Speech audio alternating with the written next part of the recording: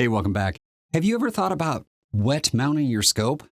If you don't know what I'm talking about, go watch this video from F-Class John and then come back and we'll talk about it. Wet mounting a scope is simply a process of lubricating the scope rail before mounting the scope mount onto that Picatinny rail. It has nothing to do with the inside of the rings, only the Picatinny rail. But the question is, what problem are they solving with this? And is that the best way to solve it? The problem is preload in the system. Not getting everything completely seated in place correctly when you tighten the cross bolts on your scope mount. If you don't have everything straight, you can get it in a bind. And if it's bound up and then you smack it, it's gonna move. So they're applying lubricant to make sure that the scope mount slides into place as you crank down on those bolts so that it's fully seated, so it doesn't move if it gets smacked. Is that the only way to solve this problem? Absolutely not. As a matter of fact, people have asked me repeatedly, do I do this? And my answer is no. It comes down to mechanical skill and ability while mounting a scope mount that makes the difference between a good mounting and a bad mounting. If you need lubricant to get it right, go ahead and use lubricant. But honestly, you don't need any lube to get this right, and I'll show you why. I wonder if someone could make a simple, inexpensive tool that would make it easy to go ahead and put your scope mount on without getting it on there crooked. Because all you have to do in order to get this scope mount on correctly is to torque it in sequence and work it up there slowly so you're not building a whole bunch of pressure on one end before torquing the other. And then tap the thing a couple of times to get it seated into place as you're doing that. That breaks the friction on the bottom of the rail while you're tightening it, and at the same time prevents you from having to use lubricant.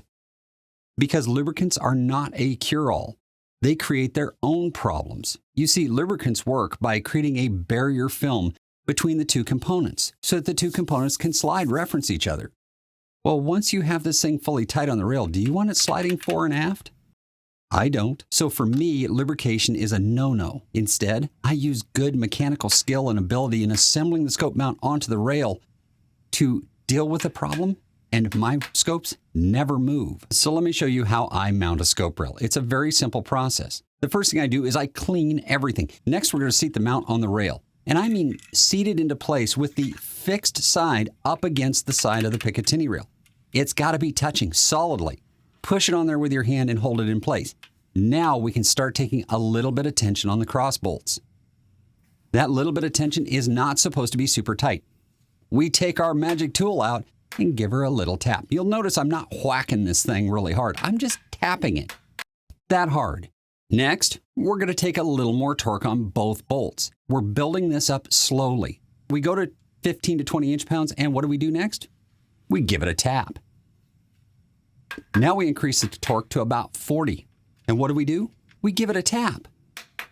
Now we're tapping not just the fixed jaw side, but also the moving jaw side to make sure that it gets all the way in there. We don't want anything cocked anywhere. We want everything to be dead straight and on the money, because if it's dead straight on top of that rail, it ain't going anywhere when you're done. Next thing we're going to do is go ahead and take that torque up to about 50. We're going to tap it one more time before we go to 65. Now, once we're at 65, what are we going to do? We're going to tap it again. Now we're going to check to make sure that neither one of the two bolts is loose. They're both still at 65. We're just going to take the torque wrench and push on it again and see if they change. They didn't change. That means everything's touching. And guess what, guys? Not only is that scope mount not going anywhere, not going to change zero, it's also not going to slide fore and aft, creating problems for you if you ever have to mortar the rifle. So guys, that's all it takes to properly install a scope mount.